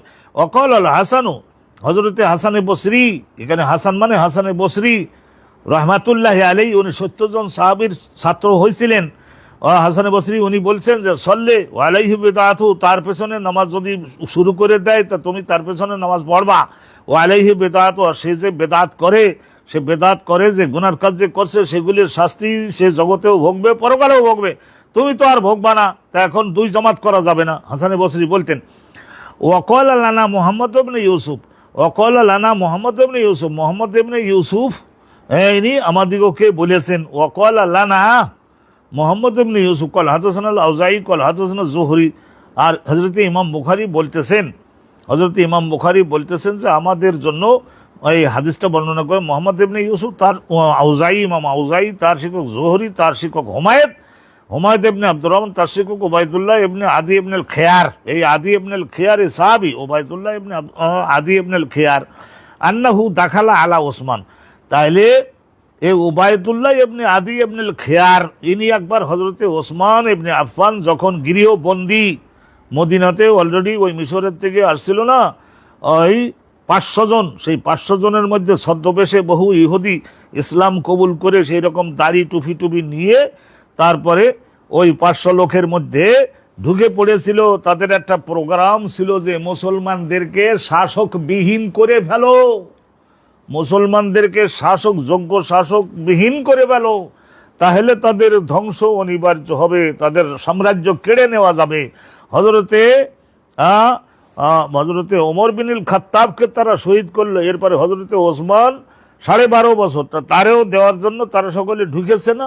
দাখালা আলা ওসমান ইবনে আফফান, হজরতে ওসমান ইবনে আফফানের বাড়িতে গেলেন। কেটা গেলেন? উবাইদুল্লাহ ইবনে আদি ইবনুল খেয়ার, উনি গেলেন। ওহ মাহসুন, তখন তিনি গৃহবন্দী, 1 মাসের মধ্যে ঘরের মধ্যে বন্দী, তার বাইরেতে দেয় না। বাহিরে ওই সমস্ত তলোয়ার নিয়ে ঘুরতেছে না। বাহির হলেই ওই বিষয়টা আপনারা সকলে জানেন। ওই যে মিশরের শাসনকর্তা আগের থেকে হজরত ওমরের শাসন আমলের থেকে নিয়োজিত ছিলেন না মোহাম্মদ বিন আবু বকর, খলিফায়ে আউয়াল আবু বকর সিদ্দিকের ছেলে মোহাম্মদ ইবনে আবু বকর। তো তাকে পরিবর্তন করলেন কিনা? কে পরিবর্তন করলেন? হজরত ওসমান পরিবর্তন করলেন। কার কথায় পরিবর্তন করলেন? চিফ সেক্রেটারি ছিলেন না ওই যে মহাযোগ্য ব্যক্তি মারওয়ান ইবনুল হাকাম, তার উদ্যোগে তার প্যানপ্যানে নীতি হজরত ওসমান আব্দুল্লাহ ইবনে আবি সারাহ, হায় হায় হায় হায় হায়, মারওয়ানের ইতিহাস আর আব্দুল্লাহ ইবনে আবি সারাহ, এই দুইজনের ইতিহাস আর এক সময় ইনশাআল্লাহ তাআলা আপনাদের উদ্দেশ্যে আমি সংক্ষিপ্ত আলোচনা করব, আজকের না। কারণ ওইগুলো গীত গাওয়ার জন্য আজকের আমরা বসি নাই। আলহামদুলিল্লাহ রাব্বিল আলামিন। ভালো করে শুনবেন। তো ওই যে আব্দুল্লাহ ইবনে আবু সারাকে নিয়োগ করলেন না, তখন মিশরের লোকেরা বলল যে না, মোহাম্মদ বিন আবু বকর আমাদের ভালো শাসনকর্তা, তাকে আপনি চেঞ্জ করতে পারেন না, আমরা তো তাকে ব্যবহার তো আমরাই করব, তো অতএব তাকে আপনি পদচ্যুত করবেন কেন? আর আপনার ওই গোত্রের ভাই উমাইয়া গোত্রের লোক হওয়ার কারণে আব্দুল্লাহ বিন আবু সারাকে আমরা নেব না, তো অতএব তাকে প্রত্যাহার করুন আর মোহাম্মদ বিন আবু বকরকে আবার নিযুক্ত করেন। তাই ওই ঘটনাটাকে কেন্দ্র করে বিস্তারিত আলোচনা। তো আলহামদুলিল্লাহ হজরত ওসমান তো ওই 500 জনগণের দাবি পূরণ করে চিঠি লিখেছিলেন যে, হে আব্দুল্লাহ বিন আবু সারা, তুমি এই মদিনাতে ব্যাক আসো, তোমারে তো ওই এলাকার লোকজন চাচ্ছে না। আর মোহাম্মদ বিন আবু বকর, আপনি আগেও যেমন গভর্নর ছিলেন ওইভাবে গভর্নর থাকুন, আপনাকে আবার পুনরায় নিয়োজিত করলাম। এই হযরত ওসমানের তো আর কোনো দোষ নেই। কিন্তু ইতিমধ্যেই ওই মারওয়ান দেখলো যে সর্বনাশ হয়ে যায়, তাইলে এখানে তো পরাজিত হই, বিড়াল তো প্রথম রাতেই মারতে হয়, হত্যা করতে হয়, তাহলে এখন কি করা যায়? আব্দুল্লাহ বিন আবু সারাহ তাকে খলিফা এরকম ভাবে দিলেন। তারপরে জনগণ যদি প্রত্যাখ্যান করে তাহলে ডিসিশন চলবে কি খলিফা ওসমানের, নাকি ডিসিশন চলবে ওই নাগরিকদের? তাইলে এখানেই যদি আমরা এক্সিকিউট না করতে পারি আবার ডিসিশন, তাহলে কি হয়ে গেল? সর্বনাশ। তো ওই জন্যই ওই পরে আবার ওই যে চিঠি একটা লিখছিল না যে, হে আব্দুল্লাহ বিন আবি সারা, এই সমস্ত লোক তোমার পদচ্যুতির দাবিতে মদিনাতে আসছে। খলিফাতুল সাদের চাপে পড়ে একটা চিঠি লিখে দিয়েছে, ওরা কোনো বিষয় না। এই লোকরা যখন তোমার মিশরে ফেরত যাবে, নানা হোক কৌশল করে সব গেট পাস করে দেবা। তো ওই চিঠি ধরা পড়ে গেল না, ওই কারণে। তাহলে বিরাট আলোচনা, তো সেইটার দিকে এখন তো যেতে পারবো না। দাখালা আলা ওসমান ইবনে আফফান, হযরতে ওসমান ইবনে আফফানের বাড়িতে গেলেন কেটা? উবাইদুল্লাহ ইবনে আদি ইবনুল খেয়ার। ও মাসুরুন, হযরতে ওসমান গৃহবন্দী আছেন। ফাকালা, তখন গিয়ে বলেন, ইন্নাকা ইমামু আম্মাহ, আপনি হচ্ছেন জাতীয় খলিফা, সকলের একজনও আপনার ডিসিশন শাসনের বাইরে থাকতে পারবে না। ওয়া নাযালা বিকা মা তারা, অথচ আপনার নিজের উপরেই কি পরিস্থিতি তৈরি হয়ে গেছে সেটা তো নাযালা মানে নেমেছে, কি পরিস্থিতি তা তো আপনি নিজেই দেখতেছেন। ওয়ায়ুসাল্লি লানা ইমামু ফিতনা, আর যারা হক খলিফার বিরুদ্ধে বিদ্রোহ করেছে তাদের মধ্য থেকে ইমামতি সুন্দর করে গলা টেনে টেনে কেরাত পড়িয়ে করতেছে। ওয়ানা তাহাররাজু, এখন তাদের পেছনে নামাজ পড়তে আমরা মনে করতেছি শুদ্ধ না, কারণ আবার আমরা মহাপাপ করে ফেললাম কিনা। হক খলিফার বিরুদ্ধে বিদ্রোহকারীদের পেছনে নামাজ পড়া এটা ঠিক হবে কিনা, এইটা আপনি দয়া করে একটু বলে দেন। ফাকালা, হযরত ওসমান তখন বললেন, আসসালাতু আহসানু মা ইয়ামালু আন-নাস, মুসলমানগণের জীবনের মহাসম্মানিত ইবাদত হলো এই সালাতটা। ফায়জা আহসানান নাস, আর ওই সমস্ত বিদ্রোহী অকারজাই ওরা যদি নামাজ, আমাদের রাসূলুল্লাহর নামাজটা ঠিকঠাক মতো যদি বাস্তবায়ন করে, আহসেন মাহুম, তাহলে তুমিও তাদের সঙ্গে বিরুদ্ধে বিদ্রোহ না করে তাদের সঙ্গে মিলে নামাজটা পড়িয়ে লবা। ওয়াইজা আসাউ ফাজতানিবার, যদি দেখা যায় যে রাসূলুল্লাহ সুন্নাতের বিরুদ্ধে কোনো কিছু করে, যেমন নাকি মনে করেন মাগরিবের নামাজকে যদি বলে না রাতে শিখেছে তাহলে সাজাকাত বানাই দেই, তাহলে ঈশার নামাজ 4, আসরে 4, মাগরিবেও দিলাম 4, ঈশাতেও 4, এরকম যদি করে। আর যদি দেখা যায় যে তারা উল্টা পাল্টা যদি করে কেরাতের ব্যাপারে, রুকুর ব্যাপারে, সিজদার ব্যাপারে, ফাজতানিম, তাহলে তখন তুমি ওই শরিয়াত লঙ্ঘন করেছে, সেই কারণে তাদের থেকে আলাদা হয়ে যেতে পারবা, তাদের এড়িয়ে চলতে পারবা। এসা আতাহম, তাদের এই পাপ কাজগুলি তুমি মেনে নেবা না, এটা উনি বলে দিলেন। ওয়াকাল জুবাইদি, আর হযরতে জুবাইদি উনি বলছেন, ক্বাল আয-যুহরি, ইমাম যুহরির ছাত্র জুবাইদি একজন ছিলেন। ওয়াকাল আয-যুহরি লা নারা আন ইউসাল্লা, লা নারা আন ইউসাল্লা খালফাল, লা নারা, লা নারা আন ইউসাল্লা খালফাল মুখনিস ইল্লা মিন দরুরা। তাহলে লা নারা, উনি বলতেন যে খালফাল মুখান্নাস, মুখান্নেস দুই রকমের পড়া যায়। মুখান্নাস মানে মনে করে নিন একজন হলো এই ধরনের আখনাস বলা হয়, আখনাস, মুখান্নাস বলা হয় এই ধরনের। আমাদের এই মানুষদের মধ্যে এক ধরনের হয় না, পুরুষ হওয়া, দেখা যায় কিছুটা পুরুষ কিছুটা মহিলা, এই ধরনের আখনাস হয়ে থাকে আর খুনসা হয়ে থাকে। তাহলে এদের এই ধরনের একজন ব্যক্তি যদি ইমামতি করতে লাগে তাহলে বেঠলো, কিন্তু মহিলার মতো কণ্ঠস্বর, তাহলে কি করে ওসব 12 রকমের চিন্তা আসবে না ওই নামাজের মধ্যে। মহিলার একেবারে পরিষ্কার আওয়াজে কেরাত পড়তেছে, হ্যাঁ, এই ধরনের যদি হয়ে পড়ে, তাহলে ইমাম যদি এই ধরনের হয়, তাহলে উনি বলেন লা নারা, লা নারা, আমরা এইটা খালফাল মুখান্নেস বা মুখান্নাস আন ইউসাল্লা, নামাজ পড়া যাবে না, ইল্লা মিন দরুরা লা বুদ্দা মিনহা। কিন্তু যদি দেখা যায় যে এমন একটা প্রয়োজন, এমন একটা পরিস্থিতি দেখা দিয়েছে যে সে আবার ওই এলাকার গভর্নর, কিন্তু আবার ওই ধরনেরই হয়ে পড়ছে যে নামাজও পড়াতেছে, আবার গভর্নরও, পুলিশের এসপি, এই ধরনের যোগ্যতার কারণে বড় পদে গেছে, এখন তার পেছনে নামাজ অমুক অমুক পড়ে নাই, এই যদি শোনে পরবর্তীতে বানানি দিয়ে ছাড়বে।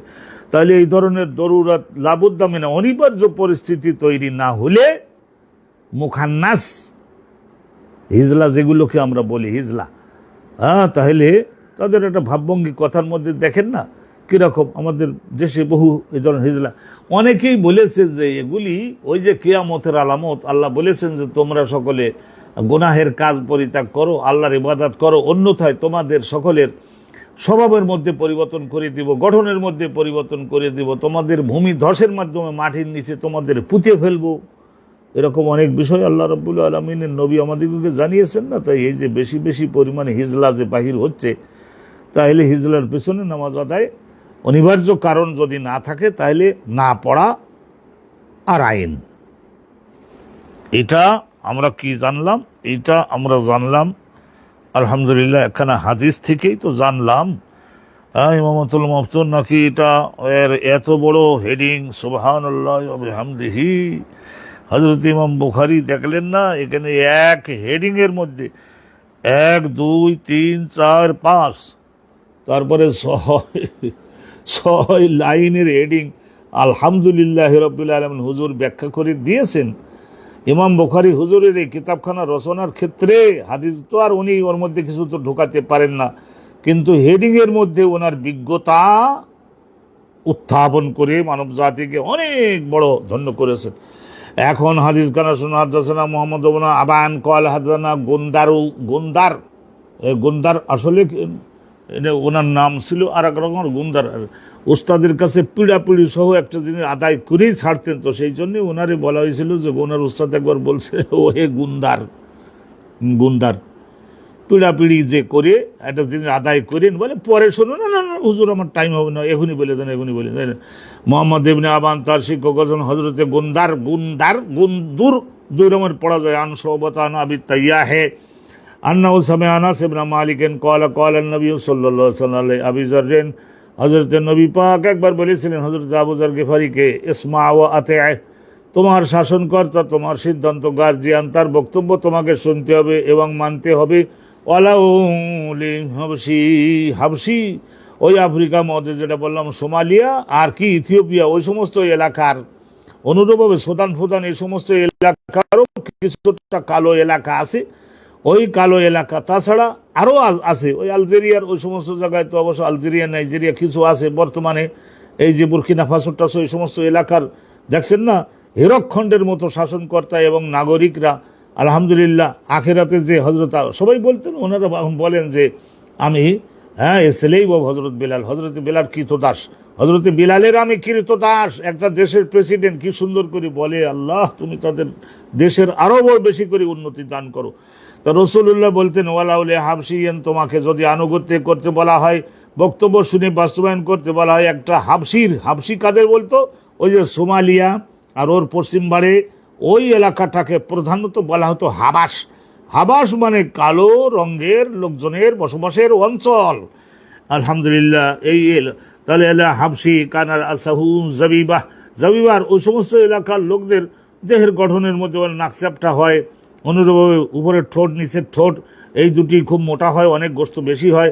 আর অনুরূপভাবে দেহের পিছনের অংশ ওটা ওখানেও অনুরূপভাবে বিরাট গোস্তের পরিমাণটা একটু বাঁকা ধরনের শরীর হয়ে মাথাটার একটু তুলনামূলকভাবে ছোট হয়ে থাকে, শুকনো নারকেলের মতো এই ধরনের হয়ে থাকে জাবিবা। রাসূলুল্লাহ বলেছেন যে এটা শুকনো আঙ্গুর, তার মানে কিশমিশের মতো ছোট মাথা বিশিষ্ট যদি হয়, কিন্তু লেখাপড়ায় মারাত্মক ধারালো, পরহেজগারিতে মারাত্মক ধারালো, দৈহিক শক্তিতে 2-3 জনকে বগল দাবা করে নিয়ে যেতে পারে, এই ধরনের দৈহিক ক্ষমতা আছে। আর সেই ধরনের বর্তমান পৃথিবীতে যে সমস্ত দেশের লোকেরা ইংরেজি বলে, তাদের মাতৃভাষা মাদার টাং, তো তাদের চাইতে কোনো অংশে শস্য পরিমাণের কম না। এই ধরনের ভালো অর্থনীতি জানে এবং এই ধরনের ইংরেজি জানে, এই ধরনের সাহসী কর্মবীর, তাহলে তাকেও আরে বাবা গঠন দিয়ে কি হবে আমার। তাহলে রাসূলুল্লাহ বলে দিয়েছিলেন একটা মুসলমান জাতির উন্নতির জন্য যোগ্য শাসক নেতৃত্বে থাকা এইটা মহা জরুরি। তো সেইটাই নবী করিম সাল্লাল্লাহু আলাইহি ওয়াসাল্লাম বলে দিয়েছিলেন। আর মুসলমান জাতি সেইটার থেকে বিচ্যুত হয়েই নিজেদের সর্বনাশ নিজেরাই করেছে। ভালো করে শুনবেন, বাবুন ইয়াকুমু আন ইয়ামিনিল ইমামে বিহিজাইহি সাওয়াআন ইযা কানা ইসনাইনি। এই বাবের মধ্যে আলোচনা করা হবে ইয়াকুমু আল মামুন, মুক্তাদি একজন মাত্র। তো এখন সে ইমামের বাম বাড়ে দাঁড়াবে না ডান বাড়ে দাঁড়াবে? বলে ডান বাড়ে দাঁড়াবে। মুসলমান জাতির ইমাম এর ডান পাশটা ভারী বানাবার আইন রাসূলুল্লাহ ডানটাকে অগ্রাধিকার দিয়েছেন। তবে একজন যদি মুসল্লি হয় তাহলে তাকে আর পেছনে যেতে হবে না, বরং ডান পাশে বরাবরও দাঁড়াতে পারবে। সাওয়াআন বিসাওয়াইন, একদম বরাবরে দাঁড়াতে হবে, মুতাসাউইয়ান। ভালো করে ধরবেন, ইযা কানা ইসনাইনি, ইমাম আর মুক্তাদি দুইজন মিলে যদি মাত্র দুইজন হয় তাহলে ইমাম আর মুক্তাদি ওই রকম দাঁড়াবে। বলে যে বুঝবো কি করে? আরে সামান্য 3-4 হয়তো একটু সামান্য 3-4 ইঞ্চি হয়তো পেছনে মুক্তাদি দাঁড়াবে, কিন্তু এটা আমরা যারা আইন জানি বুঝে নিতে পারবো যে এখানে হলো ওই ডান বাড়েরটা মুক্তাদি, কারণ মুসলমান জাতির ডান পাশটা প্রাধান্য হয়, এইভাবে বুঝে নিতে হবে। আলহামদুলিল্লাহ, আর অল্প একটু আছে, এটা একটু ধরে নিন। আল্লাহ তাআলার রহমত হোক আমাদের সকলের। হাদাসানা সুলাইমান ইবনে হারবিন ক্বালা হাদাসানা শুবাত আনিল হাকাম ক্বালা সামি'তু সাঈদ ইবনে জুবায়ের বিখ্যাত তাবেঈ আন আব্দুল্লাহ ইবনে আব্বাস ক্বালা বিতু ফি বাইতে খালাতি, আমি একদিন রাত যাপন করলাম। এই আমাদের আরবি ভাষায় বাইতুন বলা হয় ঘর বাড়িকে, কারণ সবাই যেখানেই কাজ করি এই বাড়িতে এসেই তো রাত যাপন করি, তো সেই জন্যে বাইতুন মানে ঘর, তার মানে রাত যাপন করার কেন্দ্র। এই বেতু ইরতে হয়েছে বেতু, আমি রাত যাপন করলাম একদিন আমার বাপের কথা অনুপাতে ফিবাইতে খালাতি, আমার মার আপন মার পেটের বোন আল্লাহর নবীর স্ত্রী হয়েছেন হযরতে মাইমুনা। হযরতে মাইমুনা আর উম্মুল ফজল, তাইলে হযরতে মাইমুনা আমার মার আপন বোন, নবীও বিয়ে করেছেন এক বোনকে, আর আমার বাপ আব্বাস বিয়ে করেছেন আর এক বোনকে, তো সেই বিষয়ে আমার খালা। তো হযরতে আব্দুল্লাহ ইবনে আব্বাসের বয়স তখন 11। তো বললেন যে তুই তোর খালার বাড়িতে আজকে নবী থাকবে, আমি শুনেছি, খবর পাইছি, তা এখন আজকের রাতটা তোর খালার ওই ঘরে যেয়ে থাক, তুই তো নাবালেগ আছিস, নবী থাকতে দেবেন। আর ওই রাতে রাসূলুল্লাহর আমলগুলা একটু দেখে দেখে শিখে আসিস, আমাদের কাছে রিওয়ায়াত করে দিস রাতের আমল, তো আমরা সেইটা ফলো করবো। ফাস সাল্লাহ রাসূলুল্লাহ সাল্লামের আমল দেখতে গেছে না উনি, নাকি দেখে ঘুমাবে কেন? ফাস সাল্লাহ রাসূলুল্লাহ সাল্লাল্লাহু আলাইহি ওয়াসাল্লাম রাতে নামাজ পড়লেন কিরকম, এখান থেকে শুরু করেন। সাল্লাহ রাসূলুল্লাহ আলাইহি ঈশা নামাজ পড়লেন। সুম্মা যা অতবার ওই হযরত মাইমুনার বাড়িতে আসলেন। ফাস সাল্লাহ 4 রাকাত, এরপরে সাল্লাহ 4 রাকাত, উনি বাড়িতে গিয়ে তারপরে ঈশান নামাজের ওখানে কয় রাকাত পড়েছেন সেটা কিন্তু বলা হয়নি। ওখানে নিশ্চয় 4 রাকাত ঈশা তো পড়ছেন, তারপর 2 রাকাত মুআক্কাদা সুন্নাত পড়ছেন। সুম্মা জাআ ফাসাল্লা, আর 12 রাকাত বাড়িতে গিয়ে তারপর 4 রাকাত পড়লেন। সুম্মা নামা, তারপরে একটু ঘুমালেন। সুম্মা কমা, তারপরে ওই রাত 3টার দিকে আবার নবী পাক আবার দাঁড়াই গেলেন। যেহেতু, আর সঙ্গে সঙ্গে আমি তো ঘুমাই নেই, আমি তো আমল দেখতে গেছি। যেহেতু আমিও উপস্থিত হলাম। কুমতু, তার অজু টুজু করলেন রাসূলুল্লাহ, আকাশের দিকে তাকাই ওই আয়াতগুলো, হ্যাঁ, ইন্না ফি খালকিস সামাই, ওই যে আয়াত, ওই আয়াতগুলো নবী আকাশের দিকে তারা মেসোয়াক করলেন। তারপর এখানে একটু সংক্ষিপ্ততা আছে। ফাকুমতু আনা আসারি, আমিও রাসূলুল্লাহ যেগুলো করলেন আমিও দেখে দেখে সেইগুলো অনুসরণ করলাম। তারপরে রাসূলুল্লাহ নামাজে দাঁড়ালেন, আমিও নামাজে দাঁড়ালাম, কিন্তু আমি দাঁড়ালাম বাম বাড়ে। ফাজা আলানি আনি আমিনি, রাসূলুল্লাহ সাল্লাল্লাহু আলাইহি ওয়াসাল্লাম আমার এইভাবে কান ধরে মানে এরকম কান ধরে তারপরে ঘুরাইয়ে পেছনের দিক দিয়ে ইনি আমার ডান বাড়ে দাঁড় করালেন। যেভাবে নিতেছেন তার মানে আমার শিখাচ্ছেন, তো সেই জন্যই আরবের লোকেরা ওইরকম কান ধরে তারপর এই করে টানাটানি একটু করা, ওইটাকে কোনো মাইন্ড করে না তারা। হাত ধরিয়ে আনা, কান ধরিয়ে আনা একই জিনিস। আমাদের দেশে তো কানে হাত দিলে তো আর বুখারী শরীফ গায়রে সহি হয়ে যাওয়ার মতো হয়ে পড়ে, কিন্তু তা না। অন্য হাদিসে আছে যা আলানি আন ইয়ামিনিহি, আমাকে নিয়ে বাম বাড়ির থেকে ডান বাড়ি নিয়ে দাঁড় করালেন। ফাসাল্লা খামসা রাকাত, এরপরে রাসূলুল্লাহ সাল্লাল্লাহু আলাইহি ওয়াসাল্লাম আরো 5 রাকাত নামাজ পড়লেন। সুম্মা সাল্লা রাকাতানি, তারপরে ফজরের আগের ওই 2 রাকাত সুন্নাত পড়লেন। 5 আর 2 7, আর আগে গেছে বাসায়, আগে গেছে কত, আগে গেছে 4। সুম্মা নামা, তারপরে আবার নবী পাক সাল্লাল্লাহু আলাইহি ওয়াসাল্লাম এইভাবে ডানভাবে কায়ত হয়ে হালকা একটু নিদ্রার মতো গেলেন। হাত্তা সামাইতু গাথিতাহু আও ক্বালা খাতিতাহু, খাতিত, এই গাথিত আর খাতিত, এই নাক ডাকে না, এটা বয়স হয়ে গেলে তখন ওটা নাকটার মধ্য থেকে বাতাস বাহির, চামড়া একটু ঢলে পড়ে, তো বাতাস বলে যে আমার তো বাইরে যেতে আসতে হবে, পারমিশন দেন। ওই গলার মধ্যে ওখানকার চামড়াও একটু ঝুলে যায়, নাকের মধ্যে চামড়াও একটু ঝুলে যায়। তো অনুরূপভাবে বাতাস ঢোকবার সময়, বাইরে হওয়ার সময় একটু ওই চামড়ার উপরে ধাক্কা দিয়ে আর বাতাস ঢোকে বাইরে, তো একটা শব্দ হয়, এরকম একটু হয়। সামাইতু গাথিতাহু খাতিতাহু, রাসূলুল্লাহ সাল্লাল্লাহু আলাইহি ওয়াসাল্লামের নাকের মধ্যে থেকে একটু শব্দ, গাথিত মানে একটু ছোট ছোট শব্দ, আর খাতিত মানে তার চাইতে একটু বড় বড় শব্দ হতে লাগলো। সুম্মা খারাজা ইলাস সালাত, কিন্তু এটা রাসূলুল্লাহ বলতেন যে খবরদার খবরদার, তোমরা সব বিষয়ে আমার উপরে নিজেদের তুলনা করো না, কারণ আমি অনেকগুলি ক্ষমতা প্রাপ্ত হই, সেই ক্ষমতাটা তোমরা প্রাপ্ত হও না। সুম্মা খারাজা ইলা সালাত, নবী করিম সাল্লাল্লাহু আলাইহি ওয়াসাল্লাম এখান থেকে বেলাল এসে যখন ডাকলেন, তো উঠে সঙ্গে সঙ্গে ফজরের নামাজের জন্য যোগদান করতে গেলেন, ফজরের নামাজের ওখানে যোগদান করতে গেলেন। তো আলহামদুলিল্লাহ রাব্বিল আলামিন, তাইলে তো আমরা পরিষ্কারভাবে এই জিনিসগুলি আমরা জানতে পারছি যে একজন যদি মুসল্লি হয় তাহলে তাকে দাঁড় করাতে হবে ওই ইমামের ডান পাশে, আর পেছনে যাওয়া লাগবে না। যদি আরো 2 জন হয়ে যায় মুক্তাদি, তাহলে তখন হয় ইমাম 1 ধাপ রুকুতে যাওয়ার আগে 1 ধাপ আগে যাবে, অথবা মুক্তাদি 2 জন এর তারা পেছন 1 ধাপ পেছনে চলে যাবে।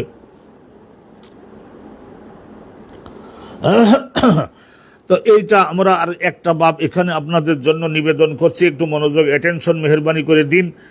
বাবন এই বাবের মধ্যে আলোচনা করা হবে যে এজা কামার রাজুল আন ইয়াসারি আল ইমাম, ইমাম সাহেবের বামবাড়ে যদি একজন ব্যক্তি এসে মুক্তাদি হয়, অনলি 1 মুক্তাদি, কিন্তু দাঁড়াইছে ইমামের বামবাড়ে, হাউয়ালাহু আল ইমাম, ইমামের জন্য উচিত হবে হাউয়ালাহু, তাকে ওখান থেকে স্থান পরিবর্তন করিয়ে তারপরে ইলা ইয়ামিনিন, ডান বাড়ে আনা। কারণ মুসলমান জাতির সব সময়ের জন্য ডানকে প্রাধান্য দিতে হয়। লাম তাবসুত সালাতুহুমা, তাহলে এই যে ওরে টেনে এবারে আনলো, আর সে যে আসলো আর ইনি যে হাত দিয়ে আনলো, তাতে ইনার নামাজ, ইমাম মুক্তাদি 2 জনের কারণ নামাজের কোনো ক্ষতি হবে না। উদ্দেশ্য কি? নামাজটাকে একটু শুদ্ধ আরো সুন্দর করবার জন্য উদ্যোগ নেছে আল্লাহ তাআলা। এই সমস্ত ফেরেশতারাও বলেন ধন্যবাদ ধন্যবাদ, আমরা এখানে তোমাদের নামাজ আমলে কাসির টাসির মনে করতেছি না, সুন্দরভাবে করেছো, আইন মতো বানাইছো। এই হাদিস খানা শুনেন, তারপর আমরা শেষ করে দিচ্ছি। হাদাসানা আহমদ, এখানে হলো আহমদ, ইমাম বুখারী হুজুরের শিক্ষক হলেন হযরতে আহমদ। ক্বালা জানা ইবনে ওয়াহাব, তার শিক্ষক ইবনে ওয়াহাব, তার শিক্ষক হযরতে আমর ইবনে আল হারিস, আমর ইবনে আল হারিস, তার শিক্ষক হলেন আব্দুর রব্বিহি ইবনে সাইদ, তার শিক্ষক হচ্ছেন হযরত মাখরামা ইবনে সুলাইমান, তার শিক্ষক কুরাইব। কুরাইব মানে ওই হযরত আব্দুল্লাহ ইবনে আব্বাসের বাড়ির ম্যানেজার ছিলেন তো, কিন্তু আগে ছিলেন কি কৃতদাস ছিলেন, স্বাধীন করে শিক্ষা দীক্ষা দিয়ে বাড়ির ম্যানেজার হিসেবে রেখে দিয়েছিলেন। ম্যানেজমেন্ট করা, লোকজন হলে খাওয়ানো, খেলানো, বাজার করা, এটা করা সেটা করা, সব কুরাইব। অমুক শহরে যাও, অমুকের কাছে যাও, শাসনকর্তার কাছে যাও, খাজানার ট্যাক্স দিয়ে আসো। আন কুরাইব বিন মাওলা আব্দুল্লাহ ইবনে আব্বাস আন আব্দুল্লাহ ইবনে আব্বাস কয়লা নিমতু ইনদা মাইমুনা। ওই হাদিসটাই হযরত আব্দুল্লাহ ইবনে আব্বাস বলতেছেন যে আমি একদিন আমার বাপের কথা অনুপাতে আর আমার খালা, আপন নিজের খালা মাইমুনার অনুমোদন নিয়ে, রাসূলুল্লাহর অনুমোদন নিয়ে ওনার বাড়িতে যে আমি ঘুমালাম রাতে। ওয়ান নবী ইনদাহা, ওই রাতে হযরতে নবী করিম সাল্লাল্লাহু আলাইহি ওয়াসাল্লাম আমার খালা হযরতে খালা মাইমুনার বাড়িতে ছিলেন। তেলকালা, ওই রাতে ফাতাওয়াদ্দা, গভীর রাতে উঠলেন, উঠবার গভীর, এখন তো অজু বানাতে হবে নতুন, ফাতাওয়াদ্দা, অজু বানালেন রাসূলুল্লাহ, সুম্মা কামা ইউসাল্লি, তার এখানে সংক্ষেপ করেছেন। প্রথম উঠলেন, তারপরে ফাঁকা মাঠে গেলেন, তারপরে আকাশের তারকাগুলি দেখলেন, তারপরে ইন্নাফি খলকের সময় ওই আয়াতগুলা পড়লেন, তারপর আবার আসলেন, মেসোয়াক করলেন, মেসোয়াক করে তার ঝোলানো ছিল চামড়ার মশক, সেই মশকের দড়ি নিচের দিক দিয়ে খুলে দিয়ে পানি পড়তে লাগলো, যেমন নাকি আমাদের ট্যাপের থেকে পড়ে বর্তমান যুগে। ওখান থেকে পানি নিয়ে তারা অজু করলেন, সুন্দর করে অজু করলেন, আমিও তাই করলাম। সুম্মা কামা ইউসাল্লি রাসূলুল্লাহ, এবার তাহাজ্জুদের নামাজে দাঁড়ালেন। ফাকুমতু আন ইয়াসারি, কিন্তু আমি ভুল কর্মে জানি না হিসেবে নবী পাকের বামবাড়ে দাঁড়াইছি। মুসলমানদের ইমামের বামবাড়ে বেশি হয় না, বরং ডানবাড়ে বেশি হয়। আখা জানি তো রাসূলুল্লাহ আমার, এবং অনুরূপ আখা যাবে উজনি, আমার কান ধরলেন। ওই বুখারী শরীফের আর এক রিওয়ায়াতে আছে ওয়াজা আলানিয়া নিয়ামিনী, ডানবাড়ে দাঁড় করালেন। ফাসাল্লাল্লাহু রাকাতান, এখানে দেখা যায় 13 রাকাত নামাজ আদায় করলেন নবী করিম সাল্লাল্লাহু আলাইহি সাল্লাম। তাহলে যে সালাসা আশারা রাকাতান, 13 রাকাত। সুম্মা নাম, অথবা তারপরে আবার একটু কি করলেন, ঘুমালেন। হাত্তা নাফাখাম, আমি একদিন আপনাদের সামনে বলেছিলেন 12 রাকাত তাহাজ্জুদ পড়েছেন রাসূলুল্লাহ সাল্লাল্লাহু আলাইহি সাল্লাম হযরত মাইমুনার বাড়িতে। 2 রাকাত 2 রাকাত 2 রাকাত, কত হলো? 6 হলো না? আবার বলছেন 2 রাকাত 2 রাকাত 2 রাকাত, তাহলে 12 রাকাত হয়ে গেল তো তাহাজ্জুদ সর্বোচ্চ। আর আজকের এখানে আপনারা পাচ্ছেন কত পাচ্ছেন? সালাসাত আশারা রাকাতান, তার মানে এখানে মনে করে নেন 10 রাকাত তাহাজ্জুদ আর ওই 3 রাকাত বেতের। সুম্মা নামা, অথবা রাসূলুল্লাহ ঘুমা, হাত্তা নাফাকা, নাক ডাকলো। ওয়াকানা ইজা নামা নাফাকা রাসূলুল্লাহ সাল্লাল্লাহু আলাইহি ওয়াসাল্লাম। আরে এইটা সবচাইতে পৃথিবীর সবচাইতে বেশি শক্তিশালী স্বাস্থ্যের অধিকারী রাসূলুল্লাহ যৌবনকালে 40-45 এইরকম 50-এর মধ্যে আবার নাক ডাকতো নাকি রাসূলুল্লাহ? এটা জীবনের শেষের দিকে, যখন ওই যে 60 পার হয়ে গেছে ওই সময়। এটা মানব দেহ, মানব জাতি হিসাবে জগৎবাসীকে বোঝাবার জন্যই আল্লাহ করাতেন এগুলি। আল্লাহ তাকওয়িনি ওয়াকানা ইজা নামাজ নাফাকা রাসূলুল্লাহ, যখন ঘুমাতেন তখন নাক ডাকতো একটু। সুম্মা তাউল মুয়াজ্জিন, তারপর হযরত বিলাল আসলেন, রাসূলুল্লাহর মুয়াজ্জিন আসলেন। ফাখারাজা, রাসূলুল্লাহকে বললেন আসসালাতু জামিআহ, ইয়া রাসূলুল্লাহ, নামাজের সকলের লোকজন এসে গেছে। ফাখারাজা, রাসূলুল্লাহ সাল্লাল্লাহু আলাইহি ওয়াসাল্লাম বাড়ি থেকে বের হলেন। ফাসাল্লাম, তারপরে রাসূলুল্লাহ সাল্লাল্লাহু আলাইহি ওয়াসাল্লাম উনি ফজরের নামাজের ইমামতি করে নামাজ পড়াই দিলেন। ওয়ালাম ইয়াতাওয়াদ্দা, এই একটু যে নাক ডাকা, ওটা ঘুম না, ওটা ঘুম না, ওটা ঘুম না, ওটা রাসূলুল্লাহ সাল্লাল্লাহু আলাইহি ওয়াসাল্লাম বলতেন যে ইন্নামাল আইনানি তানাওয়ান, আমার এই যে 2 চোখ তোমার দেখো, এইটা একটু তানা মানে বন্ধ হয়ে আসে। অল কলবু ইয়াকজান, কিন্তু আমার কলব জাগ্রত থাকে, সেই হিসেবে আমার নিদ্রাটা আমার ওযু ভঙ্গের কারণ নয় নয় নয় নয় নয়। মিন খুসুসিয়াতের রাসূল, হ্যাঁ, যে সারের অতিরিক্ত স্ত্রী গ্রহণ করা, কোরআন শরীফ সুস্পষ্ট আয়াতে বিভিন্ন গোত্রের সঙ্গে আত্মীয়তার বন্ধন, শত্রুতা ধ্বংস করার জন্য আল্লাহ তাআলা নবীকে অনুমোদন দিলেন। বয়স সকলের এরকম জমের মতো বয়স হয়ে গেছে, 40, 45, 50 এরকম। কালা ওমর ইবনুল হারিস, আমর ইবনুল হারিস, ওয়াও থাকলে আমর, আইনের পরে ফাতা হবে। হযরত আমর ইবনুল হারিস বলেন ফাহাদাসতু বিহি, এই যে হাদিস, এই হাদিস কানে আমি একবার বলেছিলাম বুকায়ের ইবনে আব্দুল্লাহ আল আশাজ্জের নিকটে। ফাকালা, তখন উনি বললেন যে হাদাসানি কুরাইবুন বিযালিকা, বলে হ্যাঁ কুরাইব আমার কাছে এই সব কিছু অবিকল বর্ণনা করেন, তার মানে একুরেট আছে, ঠিক আছে ঠিক আছে ঠিক আছে। আলহামদুলিল্লাহ রাব্বিল আলামিন। আমরা আজকের এই পর্যন্তই রেখে দিচ্ছি। আল্লাহ রাব্বুল আলামিন আপনাদের আমাদের সবাইকেই খাতা কসুরি ক্ষমা ও মার্জনা করে দরসুল হাদিসের বরকত আমাদেরকে নসিব করুন।